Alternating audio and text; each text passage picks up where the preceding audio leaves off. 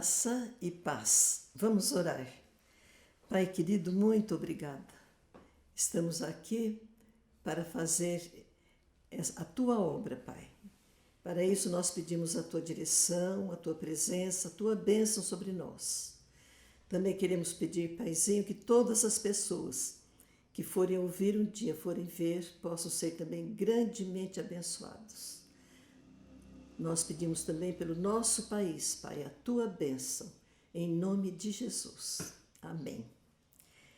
Nós estamos hoje nova fase no nosso estudo dos livros da Bíblia, do Antigo Testamento. Estamos vendo na linha do tempo, nós estamos no tempo do reino dividido, quando tem o reino do norte, que é o reino de Israel, e o reino do sul, que é Judá, as duas tribos só. E vamos começando hoje a parte dos profetas menores. Sempre lembrando, são menores, porque o registro que eles deixaram foi de menos tempo, então são considerados profetas menores. São 12 profetas menores. Hoje vamos começar a estudar um pouco sobre Oséias. No tempo de Oséias, o nome dele quer dizer o Senhor salva, ou ele ajuda. E Oséias, ele começa o ministério dele quando, na metade, já uma parte do reino de Israel, ele é profeta para Israel. E metade de Israel já estava sendo levada para a Síria. E ele vai fazer o seu ministério até o final do reino de Israel, quando Samaria é levada, Samaria é invadida e os seus habitantes são levados para a Síria, Então, quando começa o capítulo 1, do 1 até o 3, o assunto é a esposa infiel. Do capítulo 4 até o 13 é a nação infiel. E do capítulo 14, versículo 1 até o 9, é um apelo ao arrependimento e a promessa de salvação. Esse é o esboço do livro. E no capítulo 1, então, ele começa apresentando o tempo que ele está vivendo. Ele fala Oséias no tempo dos reis de Judá, Uzias, Jotão, Acás e Ezequias. Uzias e Ezequias foi o tempo de prosperidade, de avivamento, no reino do sul. E no reino do norte, Jeroboão II, final desse reinado, ele teve um reinado próspero, bem-sucedido, politicamente, economicamente, mas espiritualmente não. Depois que Jeroboão II morre, tem 6 reis, 4 assassinados. Então, tempo muito tumultuado no reino de Israel, no reino do norte. E então, no capítulo 1, ele está apresentando, se colocando no tempo, na linha do tempo, reino dividido e esses reis. E o assunto, Deus começa a chamar Oséias e manda ele casar com uma prostituta. Case com uma prostituta do templo de Baal. O nome dela era Gomer. E o problema maior do povo de Israel não era econômico, não era político, eles esqueceram do Deus que os tirou do Egito e eles se voltam para Baal, que eles consideravam o Deus da fertilidade. Eles achavam que se tivesse relação com as prostitutas, havia também os prostitutos cultuais, então eles teriam colheitas abundantes e os animais seriam férteis, enriquecimento. E eles se esqueceram de Deus. Então Deus chama o Oséias e fala: você case com essa prostituta. Ele queria que o povo reconhecesse, que o povo soubesse que, como Oséias, casando com uma prostituta, vai demonstrar o amor dele pela prostituta, era uma representação do amor de Deus pelo povo de Israel. Tem hora que fala Israel são as 12 tribos, e tem hora que Israel é só o reino do norte. E na Bíblia ele usa essa linguagem de marido, de esposa. No Velho Testamento, Deus, Jeová, é o marido e Israel é a esposa. No Novo Testamento, Jesus é o noivo e a igreja é a noiva. Então, Deus fala para o Oséias: você case com Gomer, e ele teve 3 filhos com aquela prostituta. Mandou Deus que pusesse o nome dos filhos. Primeiro que nasceu, Jezreel, porque lembrava o tempo que Jeú acabou com a família de Acabe. Foi tempo ruim para Israel.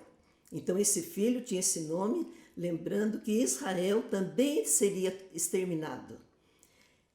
A filha depois, Lo-Ruama, quer dizer, não amada.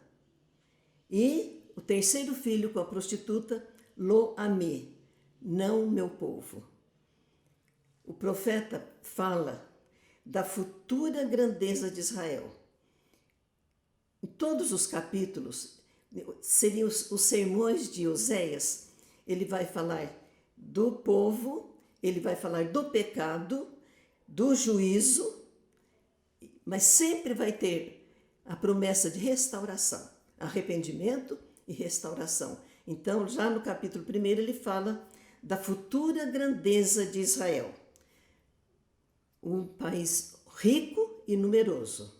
Aí fala de Judá e Israel em união, as 12 tribos. Muitas vezes ele vai falar assim: Israel, todo o povo da terra, na terra prometida.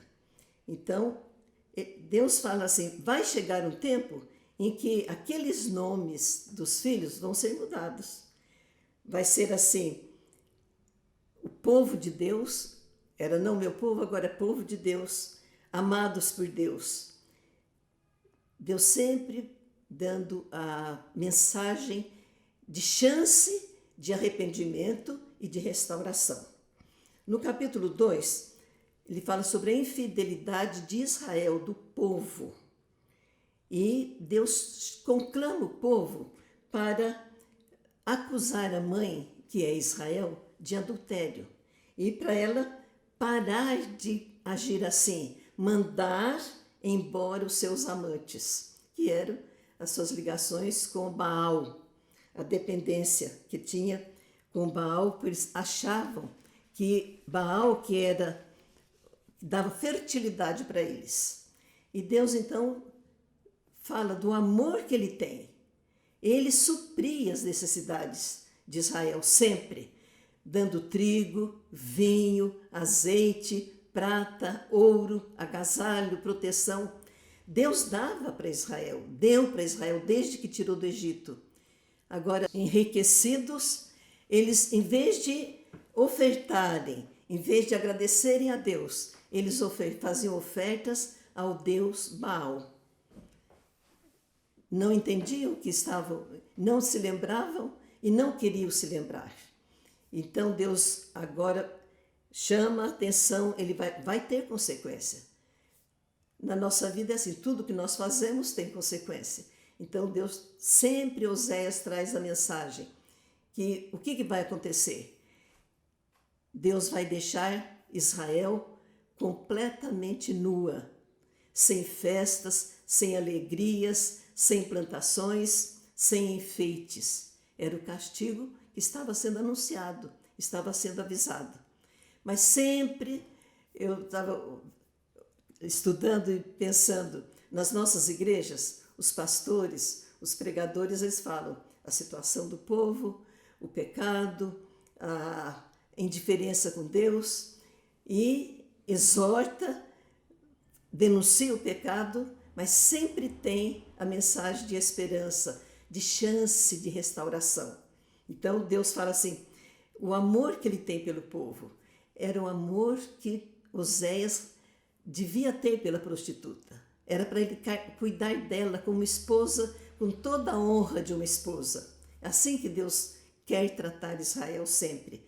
Então ele ama o seu povo, ele promete que a nação será como essa esposa, que Oséias vai ter que buscar a esposa dele lá no templo novamente algumas vezes, e ele traz, e ele ama a esposa, e ele trata com honra a esposa.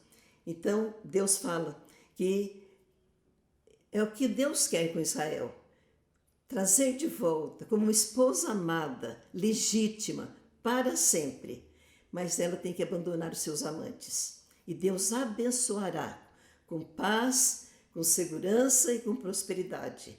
E, novamente, aquela promessa. Ele vai dizer, a que era não amada, eu amarei. Aquele que era não meu povo, direi, você é o meu povo. Sempre vai ter essa tônica. Oséias representa o amor de Deus. No capítulo 3, Oséias e a adúltera, ela volta lá para o mundo dela, para os amantes. E Deus então diz para Oséias, você vai lá e traga a adúltera de volta. E ame a adúltera, como eu amo o povo de Israel. Ela estava como escrava, à venda. E então Oséias vai lá e compra Gomer novamente. Ele diz, comprei por 15 barras de prata e 150 quilos de cevada, que ela recebia no serviço dela com os amantes.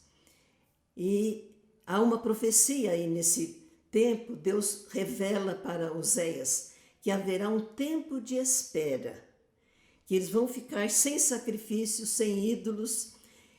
É o tempo que eles vão ficar na escravidão. Lá não tem templo, lá eles não vão ter sacrifícios. Ele falou, até a vinda do último da dinastia davídica. É uma profecia de Jesus, que eles vão ter um tempo só. E ali no cativeiro, que eles vão ter a sinagoga. Mas não tem o templo, não tem sacrifício também. Então há essa profecia que um dia o último rei da dinastia de Davi chegará para eles. No capítulo 4, Deus acusa Israel. Ele diz assim, que eles eram prósperos, eram religiosos, gostavam de oferecer sacrifícios, mas não viviam isso no coração. Falta sinceridade no coração de Israel. Falta bondade. Eles não buscam mais a Deus internamente, fazem as coisas externamente. Juram falso, mentem, matam, roubam, adulteram, assassinam. No tempo ali depois de Jeroboão, 4 reis foram assassinados. Deus acusa também os sacerdotes e os profetas, porque eles eram os encarregados de ensinar o povo. Mas eles também não buscavam a Deus. Eles se esqueceram das leis, esqueceram dos discursos de Moisés, adorando outros deuses. E Deus fala para Oséias, fale para eles que tudo isso, por causa do pecado, o que vai acontecer? Eles vão sacrificar, mas não vão comer do sacrifício. Eles vão adorar deuses da fertilidade, mas não terão filhos. Eles não terão satisfação interior, porque esta satisfação só Deus pode dar para nós. Então Deus condena o povo, condena os profetas, os sacerdotes, condena o reino do norte. E ele espera, Oséias fala que Deus espera que o reino do sul permaneça fiel. Mas nós sabemos que o sul também caiu. Ele diz que Israel era igual a uma vaca brava. Bebem muito vinho, consultam pedaços de pau, os ídolos que eles faziam. As filhas prostituem, as noras adulteram, muito vinho, muita embriaguez e desonra. Mas Deus fala assim, aí vem o castigo. Um vento os levará para longe. Está dizendo, era o cativeiro, era completar o cativeiro. Já alguns estavam indo lá para a Síria, mas seriam levados e seriam completamente destruídos. Samaria, a capital, e todo o estado. No capítulo 5, Deus condena a família do rei pela primeira vez. E condena a idolatria. Agora, a mensagem não é só para Israel, é para Judá e Israel. Vocês não querem saber de Deus. Têm orgulho da autossuficiência, acho que não precisam de Deus. Fazem os sacrifícios, levam ovelhas, fazem os rituais, mas não adianta, vocês não têm paz, vocês não acham Deus nessa religiosidade que vocês têm. Vocês são infiéis e tudo que acontece na vida de vocês é ilegítimo, porque está longe do Deus que os salvou, Deus que os tirou lá do Egito. Daqui a pouco, aí vem outra vez o aviso da consequência do pecado. Ele diz assim, vocês, o povo e as suas terras serão destruídos. Nesse tempo há ainda uma guerra entre Judá e Israel. Judá invade Israel, tomam terras deles, Israel é explorado, não é respeitado, porque seguiam deuses falsos. Deus tira a proteção. Então, Judá vem e Deus então diz, mas eu vou destruir os dois. Eu vou destruir Judá como se fosse traça. E Câncer, Israel, vão ser destruídos, porque em vez de procurar ajuda na minha pessoa, no meu poder, foram procurar ajuda na Síria. E a Síria não curou, nem libertou, nem pôde fazer nada por Israel. E Deus diz assim, que eu, Deus, farei Israel e Judá em pedaços, como um leão que estraçalha tudo. Eu os levarei comigo, e ninguém poderá salvá-los. Aí vem a chance, a oferta da vitória, da restauração. Ele diz assim, eu os levarei, ninguém poderá salvar, até que se arrependam e na sua aflição me procurem, e eu ficarei no meu lugar. O Deus de amor, sempre pronto a oferecer a salvação para o povo de Israel, o povo amado dele, o povo que ele trouxe lá do Egito. E ele então fala com o povo, Oséias vai lá, sempre Oséias vai lembrar que ele está lembrando o amor de Deus pelo povo, o amor de Deus para aquele povo que ele tirou da escravidão. E ele fala que eles se arrependam. Mas Deus reconhece uma coisa, que o arrependimento deles, quando Oséias fala, voltemos todos para Deus, eles vêm, mas há fingimento. Eles falam, ele fala, Deus nos feriu, mas ele vai nos curar. Ele vem para curar, é certeza, ele vem para nos perdoar, ele vem para nos dar força. Vamos nos dedicar mais e mais. Deus vem como a chuva que vem na primavera e como o sol que todos os dias nasce. Eles falam isso, mas Deus, que conhece o coração do homem, fala, esse sentimento de arrependimento, esse amor de vocês é passageiro. É como a cerração, quando o sol aparece, a cerração desaparece. E como o orvalho, de noite ele cai e de manhã, quando o sol nasce, ele desaparece. E Deus fala para Oséias, fala para eles, eu quero que eles me amem. Eu não quero sacrifícios, eu não preciso de ofertas. Eu quero que eles venham para mim. Que amor e obediência, isso que eu quero do meu povo. Eu não quero sacrifícios. Eles quebraram a aliança, quando se afasta de Deus, começa os crimes, começa uma vida de barbaridade. Então, os assassinos, os sacerdotes assaltam, há crimes horrorosos e Israel adorando ídolos. Por isso ele está impuro, por isso ele começa a fazer coisas erradas. Mas Deus fala assim, mas eu já marquei também o dia que vou castigar Israel e Judá. E ele fala, eu tento curar Israel, fazê-lo rico de novo, mas só vejo seus pecados, eles são mentirosos, ladrões, maldades para todo lado, enganam os reis e os governadores, mentira, ódio e traição. Esse é o ambiente de Israel, longe de Deus. Depois da morte de Jeroboão, nós vimos, em poucos anos, 12 anos, quase 20, 6 reis e 4 foram assassinados. Isso está lá em 2 Reis, capítulo 15. E Deus diz assim, porque eles não oram a Deus, eles não se voltam mais para mim. Mas Deus continua dando chance e dando oportunidade para que o povo de Israel se volte para Ele. O mesmo acontece conosco hoje. Deus continua nos dando oportunidade. Estamos no tempo da graça. Deus diz assim, aquele que vem a mim, de maneira nenhuma lançarei fora. E Jesus nos convida, vinde a mim, vocês que estão cansados e oprimidos, e eu vos aliviarei. Deus continua nos amando. Que Deus nos abençoe.